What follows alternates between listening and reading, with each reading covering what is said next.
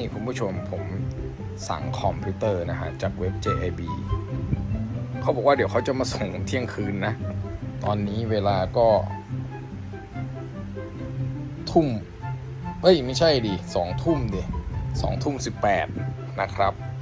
เดี๋ยวเขาจะมาเที่ยงคืนเดี๋ยวจะเที่ยงคืนจริงไหมเนี่ยเดี๋ยวเราคอยไปดูกันนะครับเฮ้ยพี่เขามาส่งจริงว่ะ